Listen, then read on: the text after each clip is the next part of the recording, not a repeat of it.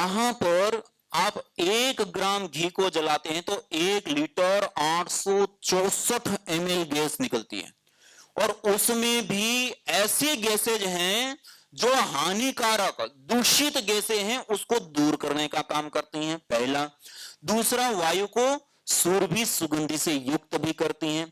और उतना ही नहीं, जो हमने औषधियां आहूत की हैं उसके अंदर जो मेडिसिनल कंपोनेंट्स होते हैं वो भी उस वायु के अंदर आ जाते हैं। अभी हम जो देव यज्ञ करते हैं उससे उठने वाले धूम्र को जब एनालाइज किया गया, एक केमिस्ट्री लैब की एक एडवांस टेक्नोलॉजी होती है gas chromatography mass spectroscopy, GCMS, ये अपने यहाँ PRI में पतंजलि रिसर्च फाउंडेशन में उपलब्ध है।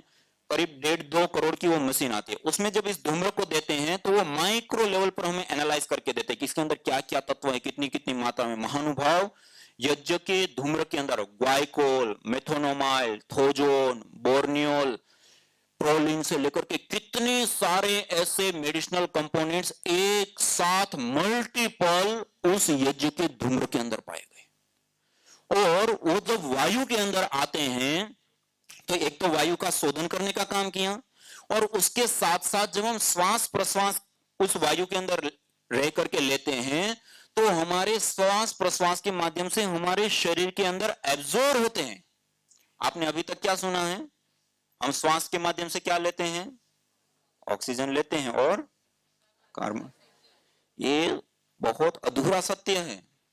केवल हम ऑक्सीजन ही, उसके साथ साथ उस वायु के अंदर जो भी तत्व हैं उसको लेते भी हैं और एब्जॉर्ब भी होते हैं। आपने देखा होगा पिछले दिनों जब दिल्ली में, वापी में कुछ ऐसे स्थान हैं जहां पर विशेष रूप से जब पॉल्यूशन की बढ़ोतरी हुई तो उस समय की रिसर्च रिपोर्ट बताती है कि उसके पॉल्यूशन के बढ़ने के कारण हमारी आयु के ऊपर प्रभाव पड़ता है। 2 साल से दिल्ली के वातावरण में यदि 1 साल हम पूरा रहते हैं तो 2 साल से लेकर के 6 साल की आयु हमारी कम हो जाती है।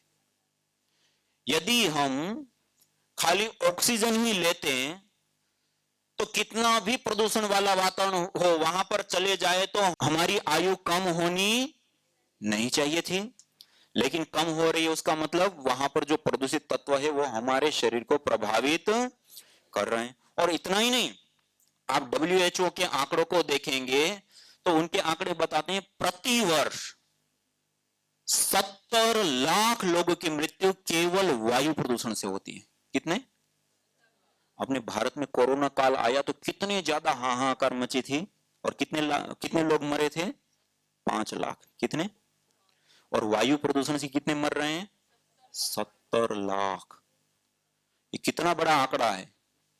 और ये तो ऑफिशियल आंकड़ा है, नॉन ऑफिशियल आंकड़ा होगा वो तो पूछो ही मत। तो ये वायु प्रदूषण के कारण हमारा सीधा हमारी आयु के ऊपर प्रभाव पड़ता है। इसलिए कहते हैं ना, जैसी होगी वायु वैसी होगी हमारी आयु।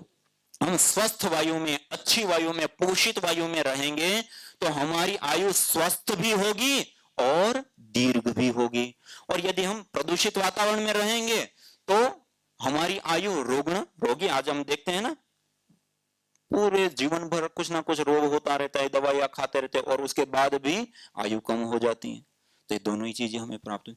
तो कहने का अभिप्राय है कि जो हम यज्ञ करते हैं, हवन करते हैं, अग्निहोत्र करते हैं, उससे उत्पन्न जो धूम्र होता है उसके अंदर कई सारे प्रकार के मेडिसिनल कंपोनेंट्स और अलग अलग प्रकार की गैसेज होती हैं।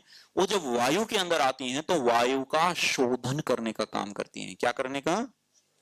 और ये यज्ञ की जो वायु है वो विशेष रूप से सामान्य वायुमंडल को प्राणान्वित करने का काम करती हैं, और उस वायु के अंदर जब हम रहते हैं तो उससे हमारी आयु लंबी और दीर्घ होती है।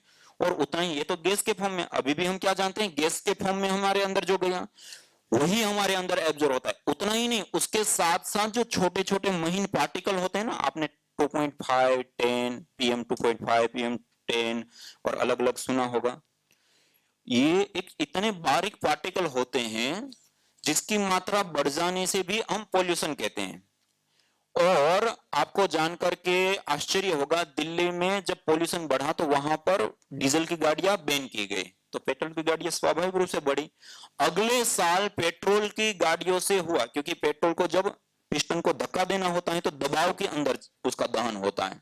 जब दबाव में दहन होता है तो लेड की मात्रा अधिक उत्सर्जित होती है, और जिसके कारण दिल्ली के वातावरण में परमिसिबल लिमिट से कई गुना ज्यादा लेड की मात्रा, ये हेवी पार्टिकल माना जाता है, और वो मात्रा बढ़ने के कारण वहां पर जो ब्लड रिपोर्टें होती हैं, उन ब्लड रिपोर्टों के अंदर भी आने लगा कि इस वातावरण के अंदर से एब्जॉर्ब, हम जो श्वास प्रश्वास करते हैं उसके माध्यम से हमारे ब्लड में भी एब्जॉर्ब हो गया, और कैंसर से लेकर के अलग अलग कई रोगों का कारण वो लेड की मात्रा विशेष रूप से मानी गई। कहने का अभिप्राय, केवल हम श्वास के माध्यम से ऑक्सीजन ही नहीं, अन्य गैस फॉर्म में चीजें होती है उसको भी एब्जॉर्ब करते हैं, और यहां तक कि जो पार्टिकल के रूप में होता है उसको भी हम एब्जॉर्ब कर जाते हैं, और उसके कारण से हानि या लाभ, अच्छी चीज होगी तो लाभ होगा, दूषित हानिकारक चीज होगी तो उससे स्वास्थ्य की हानि होगी। तो ये जो यज्ञ है वो विशेष रूप से वातावरण का शोधन पोषण करने का काम करता है। दूसरा, वातावरण के अंदर दो प्रकार के पार्टिकल होते हैं, एक होते हैं धन आवेशित कण और एक होते हैं ऋण आवेशित कण। आपने पढ़ा होगा एनायन, कैटायन आदि। ये दो प्रकार के वायुमंडल के अंदर पार्टिकल होते हैं। धन आवेशित बाहुल्य वातावरण के अंदर जब हम निरंतर रहते, जहां पर शहरीकरण है, औद्योगिकीकरण है, भीड़भाड़ वाले इलाके हैं, तो वहां पर धन आवेशित कणों की बाहुल्यता हो जाती है, और उसमें जब हम निरंतर श्वास प्रश्वास की क्रियाएं करते हैं, वहां रहते हैं, तो हमारे शरीर के अंदर सेरोटोनिन की मात्रा कम हो जाती है, हमारी पूरी बॉडी एसिटिक, अम्लीय होने लगती है, और एसिटिक शरीर के अंदर अनेक प्रकार के रोग होते हैं। और कोई रोग हो गया और सामान्य रूप से दवाई लेके ठीक नहीं होता है, फिर हैवी डोज लेते हैं तब असर होता है, उसमें भी दवाई छोड़े फिर वापस रोग हो जाता है। तो समझिए कि बॉडी हमारी एसिटिक हो गई है। और दूसरा होता है ऋण आवेशित कण, जहां पर नदी, झरने, समुद्र के तट, पहाड़ी क्षेत्र, घने जंगल, ऐसे जो प्राकृतिक स्थान होते हैं, वहां पर स्वाभाविक रूप से ऋण आवेशित कणों की बाहुल्यता होती है।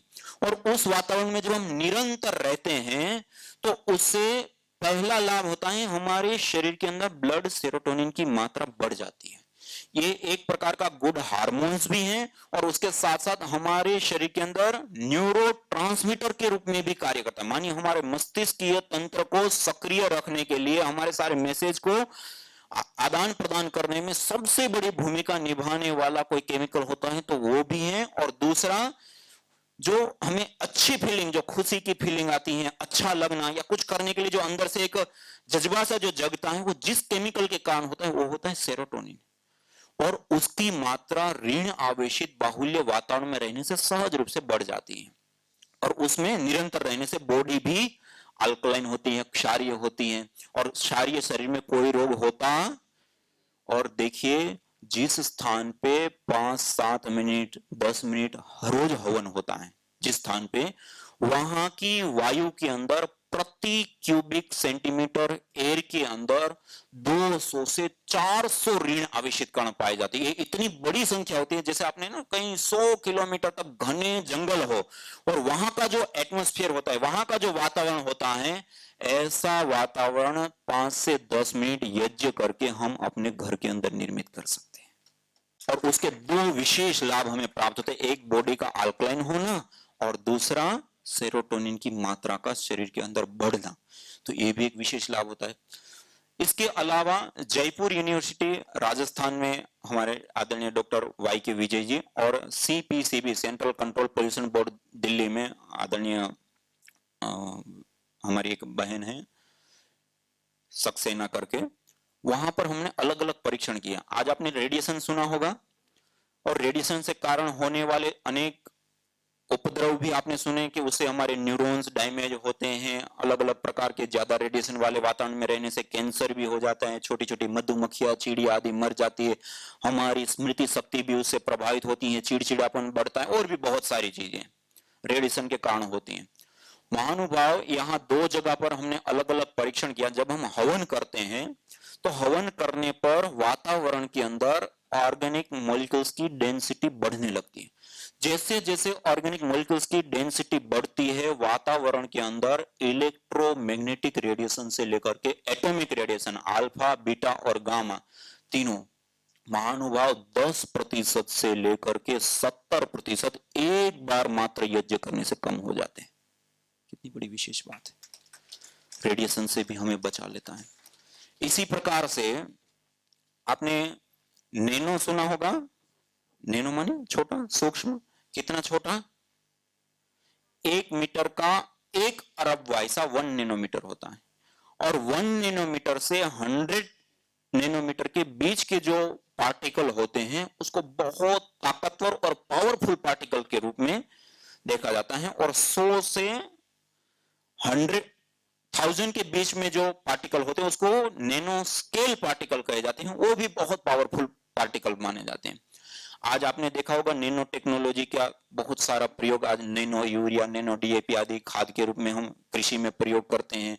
इसी प्रकार से आज हम कंस्ट्रक्शन करते हैं तो उसमें नैनो स्टील के सरिये, नैनो टेक्नोलॉजी के द्वारा तैयार किए गए स्टील के सरिये आदि का हम प्रयोग करते हैं। और इस प्रकार से और भी बहुत सारी जगह पर आज एलोपैथी में, मेडिकल में भी विशेष रूप से इसका प्रयोग आज होने लगा है। तो कहने का अभिप्राय है कि जो नैनो होता है, जो पदार्थ जितना ज्यादा सूक्ष्म होता है उतना ही वो पावरफुल होता है। क्या होता है? पावरफुल होता है, शक्तिशाली होता है, परिणाम देने वाला होता है। और सबसे सूक्ष्म पदार्थ धरती पर क्या होता है? अग्नि। क्या होता है? जैसे ठोस, द्रव और गैस तीन रूपों में द्रव्य पाया जाता है ना। ठोस, हमारे पास पत्थर है और उसके अंदर कोई और ठोस द्रव्य डालना चाहे तो नहीं डाल सकते, कोई जगह नहीं। कोई द्रव, पानी कितना भी उस पत्थर के ऊपर गिरा है, वो पत्थर के अंदर पानी जाएगा? कोई जगह नहीं है। वायु को कितना भी प्रेशर देंगे, क्या उस पत्थर के अंदर जाएगी? लेकिन उस पत्थर जिसके अंदर ठोस, द्रव या गैस तीनों में से एक भी द्रव्य प्रवेश नहीं पा रहा है, उसको अग्नि के ऊपर रख दो, क्या होता है?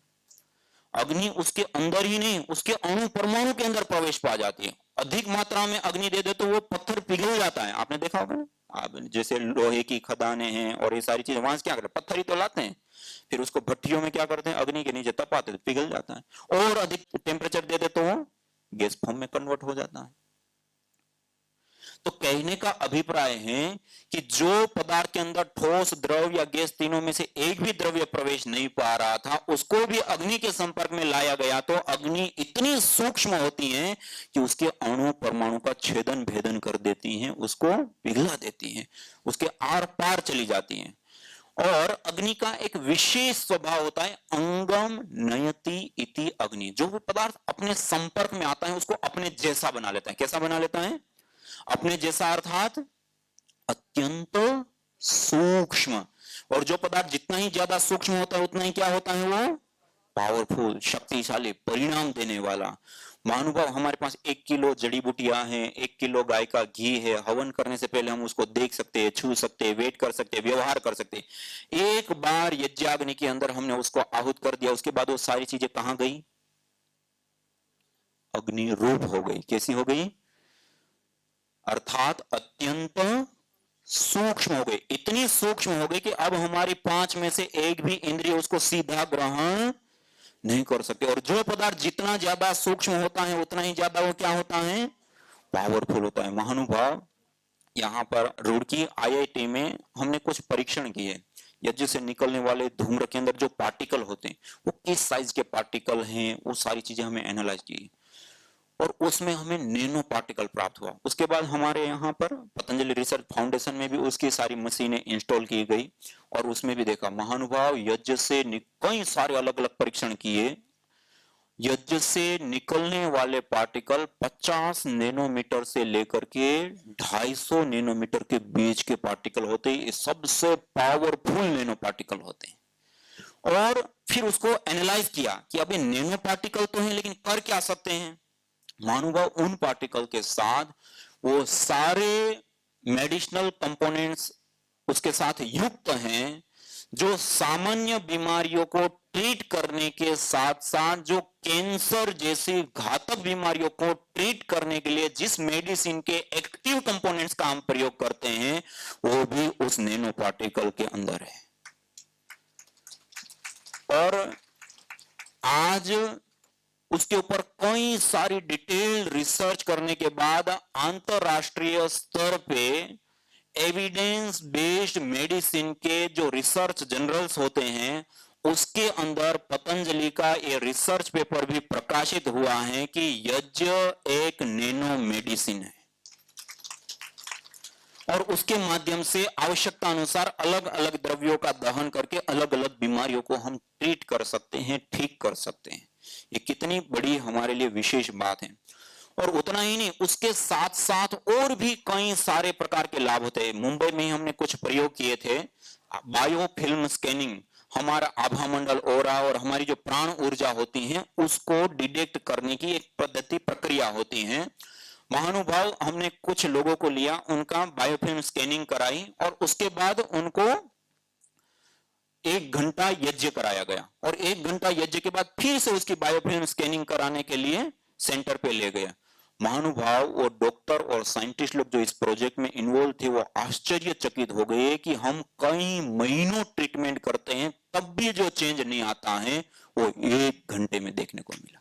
हवंस, हमारी जो प्राण ऊर्जा है, हमारा जो आभा मंडल ओरा है, उसका पूरा शोधन हो जाता है, एक अलग ही प्रकार की ऊर्जा का विशेष रूप से विकास होने लग जाता है। तो इसलिए ये जो यज्ञ की साधना है वो हमारी आध्यात्मिक ऊर्जा की भी एक विशेष साधना, हमारे पंच प्राण पंच उपप्राण सप्त धातुओं का पोषण होता है। और उसके साथ साथ जो हम यज्ञ करते हैं, मंत्रों का पाठ करते हैं, एक सुगंधी हमें प्राप्त होती है। उन सबको जब हम इनहेल करते हैं, देखते हैं, उस वातावरण में रहते हैं तो उससे हमारे न्यूरोकेमिकल भी बैलेंस होते हैं, गुड हार्मोन्स हमारे बढ़ते हैं। जैसे हमें अच्छी गंध लगती है ना तो हमारे पिट्यूटरी ग्लैंड, पिनियल ग्लैंड आदि एकदम से प्रभावित होने लगते हैं, गुड हार्मोन्स का सिक्रेशन करती है और बैड हार्मोन्स डाउन आने लगते हैं तो उसका भी हमें विशेष रूप से लाभ होता है। ऐसे कई सारे लाभ इसमें एक साथ जुड़े। और अलग अलग जड़ी बूटियों को जब हम अग्नि के अंदर आहूत करते हैं तो अलग अलग प्रकार के मेडिसिनल कंपोनेंट्स उस वायु के अंदर आने लगते हैं और उस वायु के अंदर जब हम श्वास प्रश्वास करते हैं तो वो मेडिसिनल कंपोनेंट श्वसन के माध्यम से लंग्स तक, लंग्स के माध्यम से ब्लड तक और ब्लड के माध्यम से शरीर की एक एक कोशिका तक वो पहुंचते हैं और हमारे शरीर को ट्रीट करने का काम करते हैं। महानुभाव, आज कई सारी अलग अलग रिसर्च इसके ऊपर की जा चुकी है और कई सारे अलग अलग यज्ञ के विभिन्न लाभ हैं। तो ये सामान्य रूप से जब हम देव यज्ञ करते हैं तो उससे भी होने वाले लाभ, एक तो आपने कोरोना काल में देखा बैक्टीरिया, वायरस, एक वायरस से ही हम कितने प्रभावित हुए और ऐसे ना जाने कितने प्रकार के बैक्टीरिया, वायरस, फंगस हमारे घर के अंदर, एयरबोन्स बैक्टीरिया, सरफेस बैक्टीरिया से लेकर के अलग अलग रोगों के जो बैक्टीरिया होते हैं जिसको हम पैथोजेंस कहते हैं वो सब इस वातावरण के अंदर होते हैं और उससे अनेक प्रकार के रोग और उपद्रव होते हैं। पूरी दुनिया में 2.25 करोड़ लोगों की मृत्यु होती है केवल बैक्टीरिया, वायरस और फंगस के कारण। और आज हम कितने जागरूक है, साबुन, शैम्पू, तो अलग अलग चीजों का कितना, हैंड वॉश से लेकर के सैनिटाइजर से लेकर के कितनी चीजों का प्रयोग करते हैं उसके बावजूद। और महानुभाव, जब हम यज्ञ करते हैं, हवन करते हैं, एक बार मात्र हवन करने पर 65% से 96% बैक्टीरिया, वायरस, फंगस आदि समाप्त हो जाते हैं, एक बार मात्र। और जब हम प्रतिदिन यज्ञ करते हैं तो हमारा घर हमेशा इन रोगाणुओं से मुक्त रहता है और दूर रहता है। और उसके साथ साथ विशेष रूप से जब हम चिकित्सा यज्ञ करते हैं तो उसमें भी छोटे छोटे रोगों को ट्रीट करने से लेकर के बड़े रोगों को ठीक करने के लिए भी आज पतंजलि योगपीठ में वर्ल्ड में पहली बार आयुर्वेद की देव व्यापाशय चिकित्सा के अंतर्गत रोगानुसार 11 प्रकार की हवन सामग्रियों का पहली बार निर्माण हुआ है। और ये जो आपके सामने औषधियां रखी हैं ये अलग अलग रोगों के अनुसार हवन सामग्री हैं और इसका आपको मैं परिचय कराता हूं। जैसे पित्तेष्टि हवन सामग्री है। पित्तेष्टि हवन सामग्री विशेष रूप से जितने भी पित्तजन्य रोग होते हैं ना, एसिडिटी, बहुत ज्यादा फोड़े, फुंसी आदि और अलग अलग प्रकार के जितने भी पित्त से संबंधित रोग हैं उसमें विशेष रूप से पित्तेष्टि हवन सामग्री से हवन करते हैं तो विशेष रूप से लाभ होता है। और इसी प्रकार से जैसे वात पित्त और कफ ये दोष बढ़ते घटते रहते हैं ना, तो ग्रीष्म ऋतु में पित्त दोष बढ़ता है, तो उस समय यदि हम पित्तेष्टि हवन सामग्री से हवन करते हैं तो पहले से ही वायु के अंदर पित्त दोष का समन रहता है, तो उससे हमें स्वाभाविक रूप से आरोग्य लाभ स्वास्थ्य लाभ होता है। इसी प्रकार से ये चर्मेष्टि हवन सामग्री दाद खाज खुजली स्किन एलर्जी से लेकर के जितने भी अलग अलग चर्म रोग होते हैं उसमें इसका विशेष रूप से प्रयोग करते हैं। और जैसे बहुत ज्यादा प्रभावित जो अंग होता है तो क्या करते हैं, एक तो हवन किया और उस वातावरण में बैठ करके प्राणायाम योगाभ्यास आदि करते हैं, दूसरा कुछ अंगारे धूपदानी में लेकर के और उसमें चर्मेष्टि हवन सामग्री गाय का घी आदि मिला करके अंगारों के ऊपर डालते हैं और गाढ़ा धुआं करते हैं, और उस गाढ़े धुएं से विशेष जो चर्म रोग से प्रभावित अंग होता है उसको धूपित करते हैं, तो उससे भी विशेष रूप से चर्म रोगों में लाभ होता है। इसी प्रकार हृदयष्टि हवन सामग्री जितने भी हार्ट से संबंधित समस्याएं होती हैं अलग अलग, उन समस्त समस्याओं के लिए हृदयष्टि हवन सामग्री से हवन करते हैं। इसी प्रकार प्राणेष्टि हवन सामग्री auto immune disease, multiple disease या वंशानुगत जो रोग होते हैं, इस प्रकार के रोगों में विशेष रूप से, और जिनकी इम्यूनिटी बहुत कमजोर रहती है, छोटे छोटे परिवर्तन पानी भोजन वातावरण आदि परिवर्तन से तुरंत बीमार होने लग जाते हैं, तो उन सब के लिए विशेष रूप से प्राणेष्टि हवन सामग्री से हवन करते हैं। इसी प्रकार से डायबिटीज की प्रॉब्लम है, टाइप 1 डायबिटीज टाइप 2 डायबिटीज, तो उसके लिए मधुइष्टि हवन सामग्री से विशेष रूप से हवन करते हैं। इसी प्रकार से मेधिष्टि हवन सामग्री जितने भी मस्तिष्क से संबंधित मस्तिष्क से रिलेटेड जो रोग होते हैं, स्ट्रेस तनाव डिप्रेशन से लेकर के पार्किंसन पैरालिसिस से लेकर के और भी अन्य मिर्गी आदि जितने भी रोग होते हैं उन सब में विशेष रूप से मेधिष्टि से हवन करते हैं। और आपको एक दो जैसे ये साइंटिफिक प्रमाणों से तो प्रमाण है, लेकिन हमारा जो विश्वास होता है वो रियल वर्ल्ड एविडेंस, जैसे पूज्य गुरुदेव बताते हैं ना कि जो प्रत्यक्ष प्रमाण होता है वो सबसे बड़ा प्रमाण होता है।